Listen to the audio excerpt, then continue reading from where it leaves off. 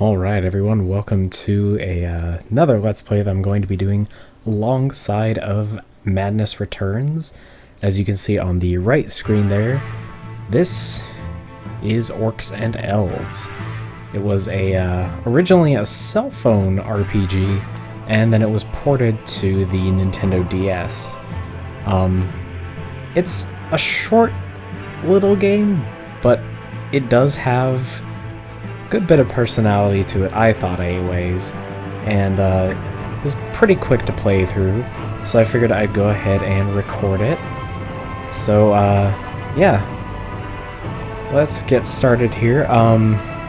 By the way, I'm using XSplit for this because for whatever reason Fraps does not like the DS emulator I'm using, which is Desmume, I think is how you say it. I actually have no idea, but I'm going to be playing it on normal just because on difficult, and especially Nightmare, I can't even get past the first room. Nightmare, I can't even kill the first enemy, so let's go on normal. So, an orc army has joined forces with a powerful dark elf sect known as the Vaitir? I think that's how it's pronounced. Laying to waste the dwarven realm of King Brahm. Your talking wand's ancient magic has led you to visit Brahm Hall to investigate a strange message and find the king. What you discover upon arrival is worse than ever suspected. As the son of the elven adventurer Eol, friend to King Brahm, it is your duty to find the root of this treachery. Your magic wand is in a weakened state, but its power grows as you near the source of its magic. The wand is more familiar with the dialect of this land, so it will speak for you and offer translation if needed. Use your wand wisely and listen to its advice. It is the key to your success. And so the journey begins. Also, I'm not going to read through everything, but I figured I would just read that first a little bit. And also, it glitched a little bit. So yeah, this is the introduction. I said I wasn't going to read anything, so I'll just leave that up there for you for a second.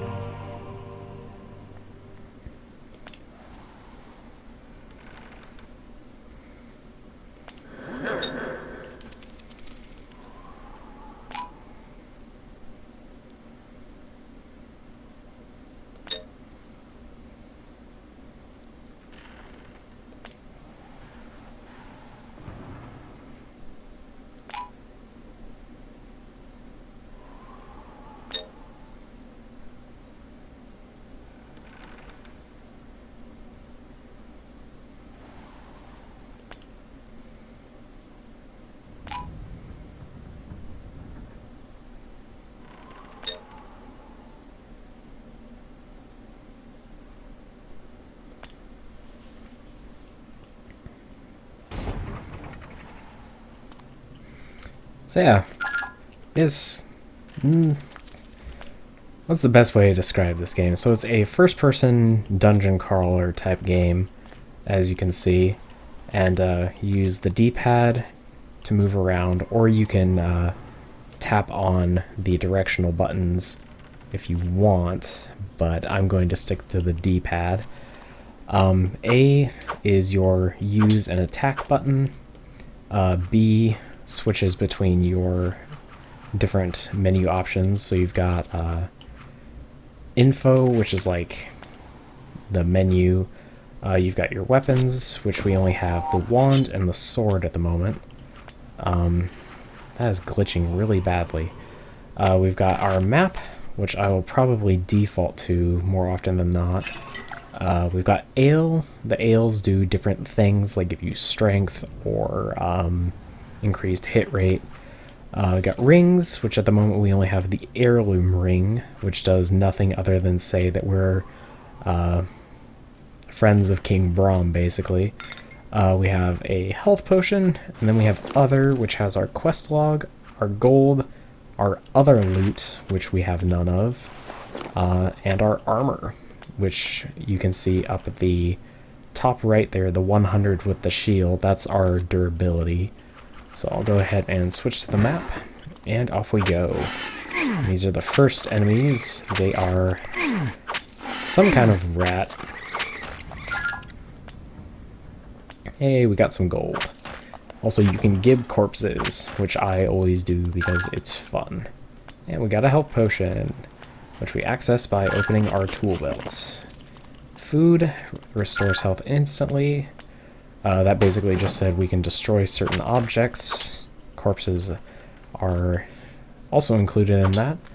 So yeah, you just walk around and you poke things. And yep. Oh, and this tells us about barricades. Basically, you just smack them with your sword, they go down. Yep, the map is what we have open at the moment.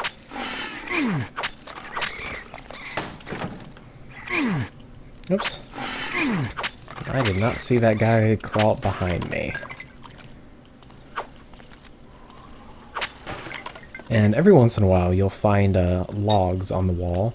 So this is the log of Nestry.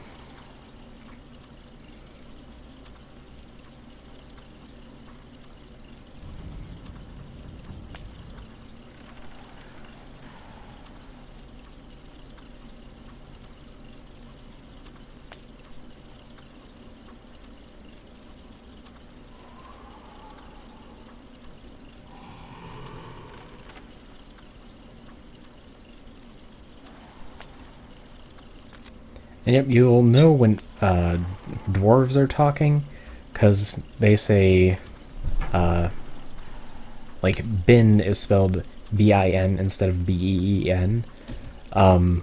Most of the H's, like a av, and just lots of apostrophes. And instead of, like, myself, it's me-self. So think of the way they talk as being similar to Patrick from Clive Barker's Undying. It's oddly similar.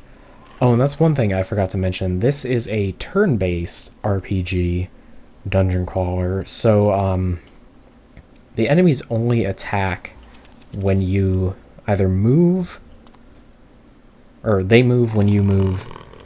They attack if you attack. So basically,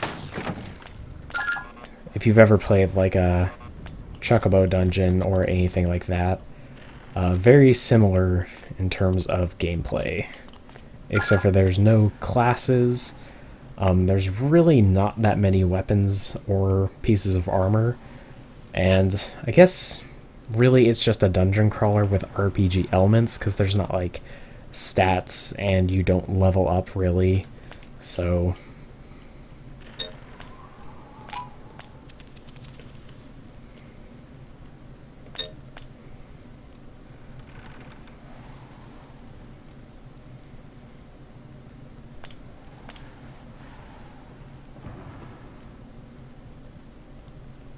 and this is actually Nestry, whose log we just read a few minutes ago.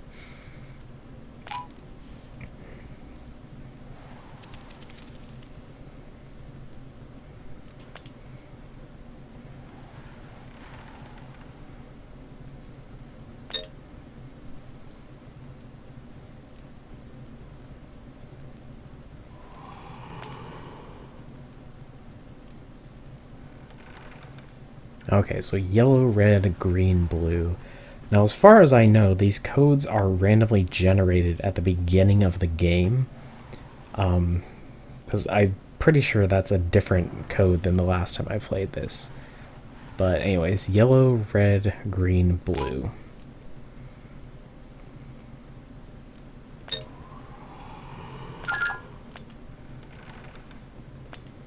And so if we wanted to, we could look at our quest log here in our pouch, and this will give you the code in case you forget it, which I most certainly will at some point.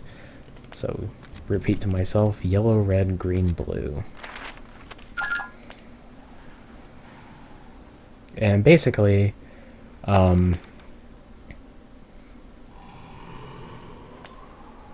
you can either, with these doors, basically you press use, and then you can either, again, you can click on the screen, so yellow, red, or you can use the D-pad, green, blue. And ultimately, it really doesn't matter which one you use. It's really just however you most feel comfortable doing it, I guess. But since I'm using a controller, primarily going to be sticking to using the D-pad for that. Yes, and here we got a new potion. Potion of Accuracy. It lasts for 30 turns and increases our accuracy by 10. So, and every once in a while you'll come across secrets, which are very easy to spot if you have your mini-map open. And one of the collectibles in this game is gallery images, which give you like concept art and sketches for different parts of the game.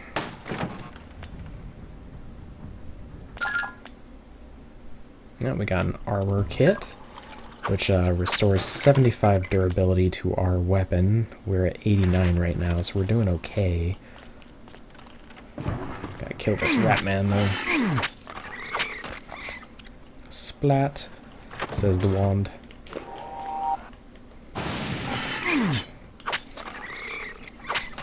Also, the wand doesn't really become useful until later in the game when it regains some of its power. Right now, you're better off just using the sword. But the way you switch weapons is you can either, again, you can go into, not your map, your weapons and switch it that way, or you can press X, which is the quick way.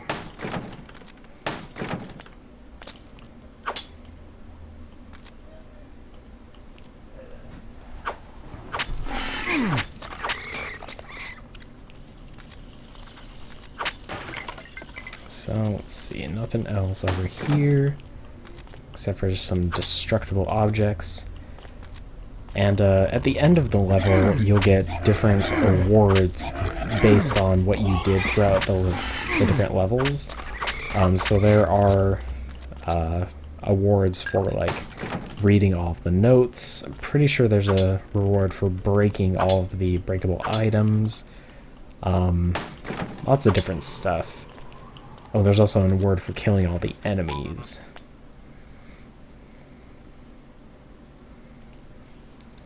So we have to find a fire portal, which will take us to a place where we can get supplies. And the place we go to is actually a bit surprising. Well, it kind of surprised me at first. Another thing to note, you can also pass turns by pressing Y. It's like, I'll step back, press Y, he'll move forward. Really all that does is give me a chance to attack first. That's really all it is. Also, I missed a secret.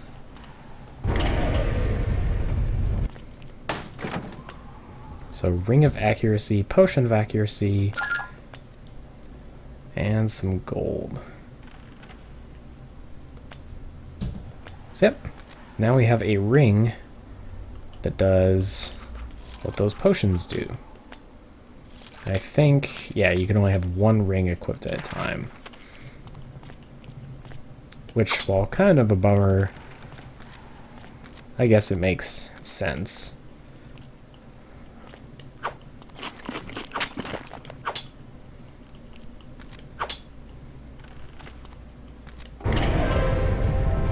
And when you found all of the secrets, well, I guess you do gain experience. You'll gain some experience. You do have stats. Man, it's been a long time since I played this. And whenever you level up, you regain all of your health, which is very nice.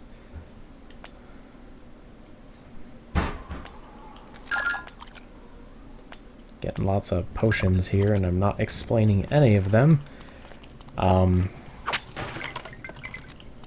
the same thing happens like when you break all of the destructible objects or kill all the enemies.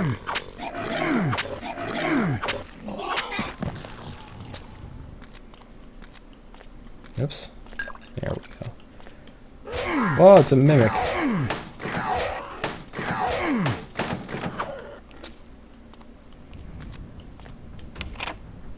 Oh, that door is locked. Also, that groan was my mom's dog, just in case it got picked up in the microphone.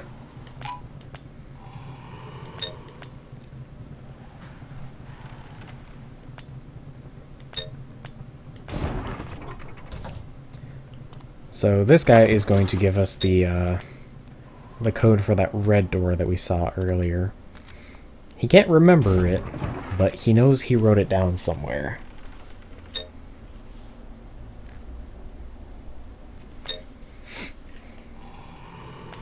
I already looked between the two doors, but thank you anyways. So red, green, yellow, yellow.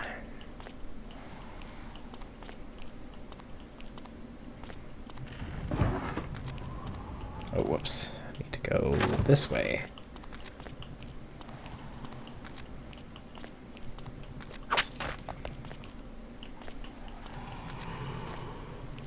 I didn't go up here, though, so I'm going to go up here first. There's nothing up there except for a skeleton to gib. And a collectible. Oh, whoops. Red, green, yellow, yellow.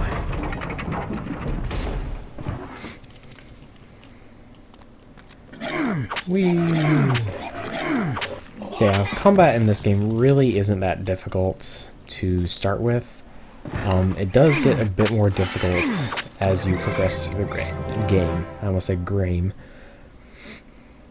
Ah, so there, we got the all monsters cleared award. That leads to the prison, which we don't want to go to. That's the fire portal, which, as it says, leads to the dragon's lair. Let's see, info. Status. All of the secrets, all of the monsters.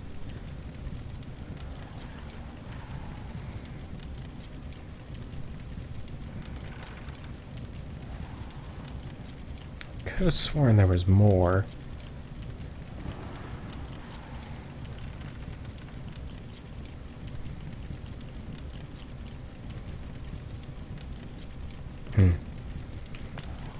Well, I'll go ahead and save.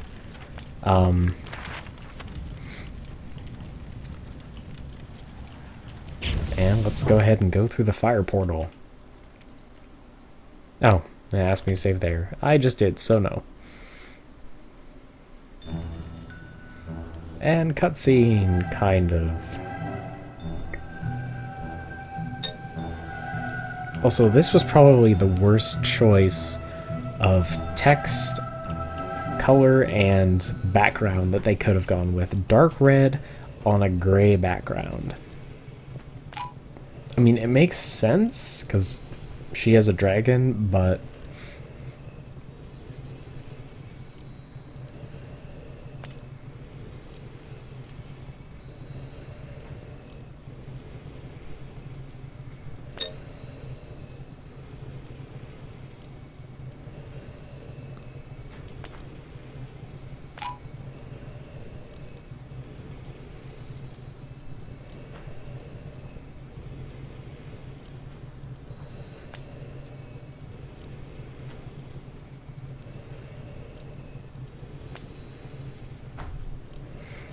Yes, we must obtain better arms. The ones we have now are too human and flaily.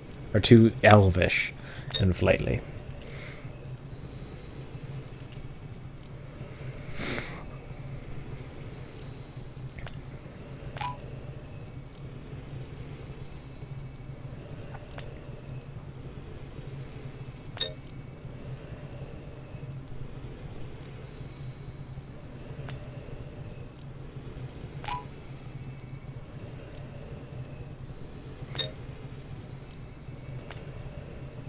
So yeah, basically, the way this works is for this part you have to use the touchscreen. I think. No, okay. But you can either just straight up purchase stuff with gold, which, as you can see, we don't really have enough to buy any of the actually good weapons. I don't even think we have enough. Yeah, not even for armor. But, man, can't even afford a ring. Can afford some potions.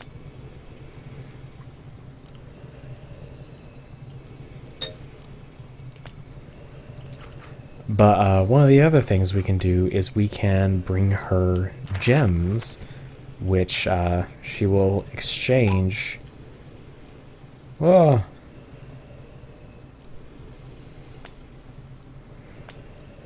Anyway, she will exchange the gemstones for weapons that we can use, which is cool. Also, just going to explore for a little bit over here.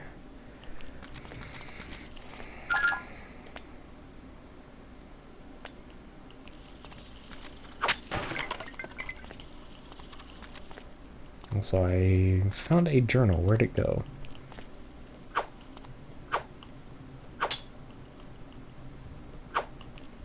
Oh, it's on the wall there. There we go.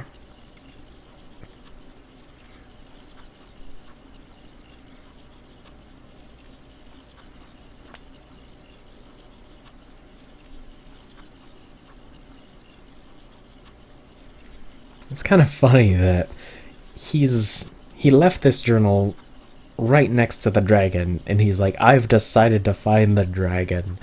And she's right there.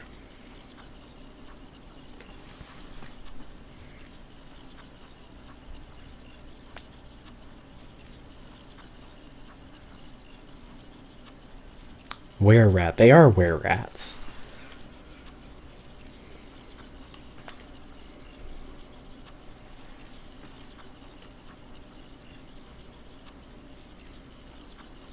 Yes, but you're not a dragon.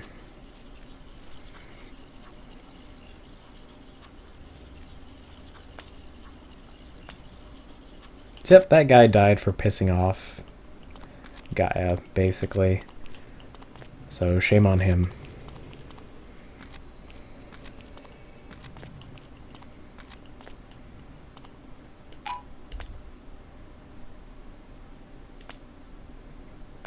Yep, we don't want to do that. Because this is Gaia's food supply.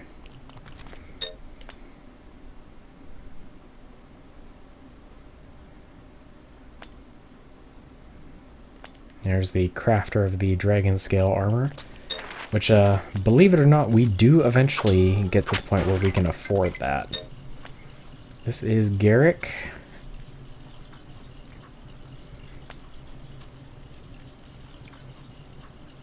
Oh, who I guess actually persuaded Gaia to let them set up shop in her lair.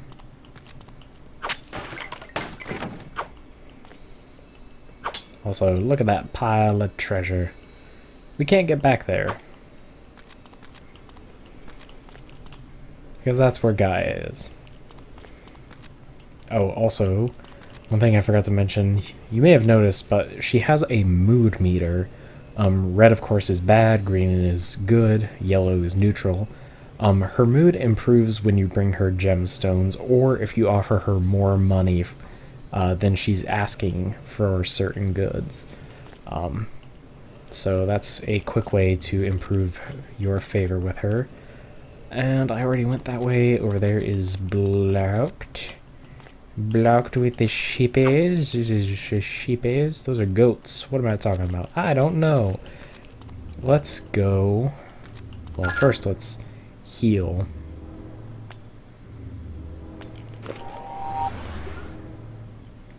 There we go. This is to the prison. So to get to the prison, you can either go through the fire, or you can go back to the entrance hall and go through the door there. But since we're here, we're going to go through the fire. override our previous save, why not? Also, you may be wondering why I'm not doing segments every level. It's because the levels are so short, the videos would be kind of pitiful. And I'd rather just do my usual half-hour videos.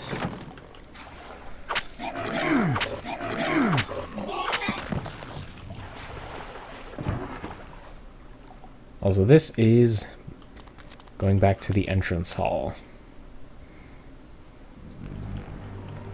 So this is basically... Whoopsie. If you had gone through the door next to the first fire portal, that's where it would have taken you. And if you kill enemies in this game, they stay dead. So that is another nice thing. Got a stale piece of bread, huh? Gross.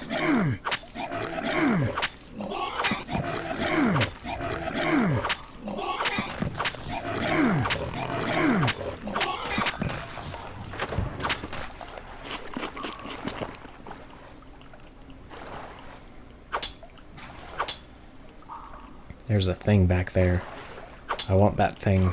I also forgot to have my minimap open. No! What do you have to say?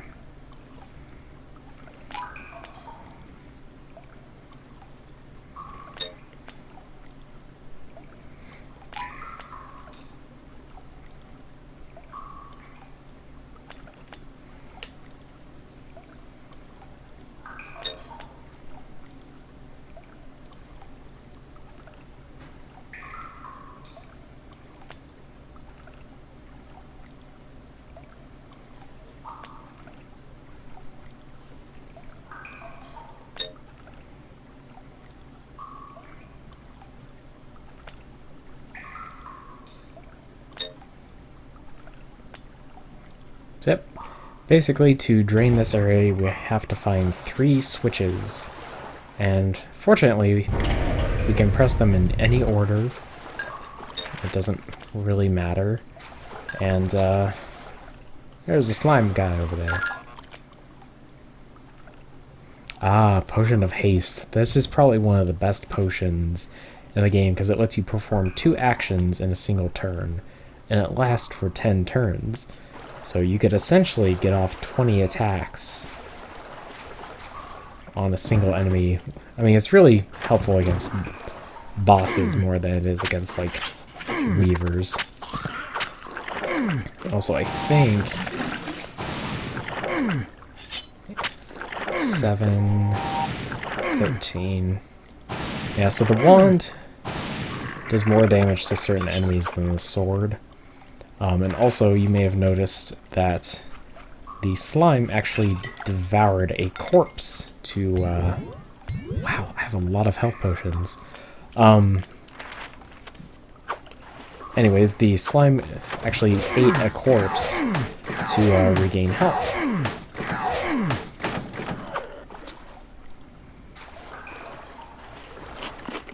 And in certain areas, that can actually be really annoying, so that's why I've kind of gotten into the habit of gibbing all of the corpses that I find, is just because otherwise they just constantly re-heal themselves. Or constantly heal themselves, rather. No need for the re. So here's a door we can't go through.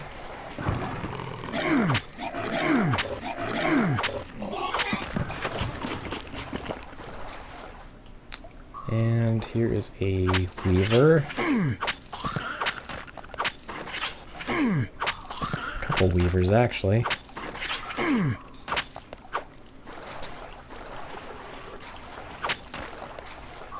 one of the levers. And one thing that I do like is that it's not very noticeable, but the water level does decrease every time you flip a lever. So, let's see. Oh, timer. Oh, shush. Okay, so that'll be it for this episode. Next time we'll go ahead and talk to this prisoner here and continue our search for the other switches. So thank you guys for watching, and I'll see you then.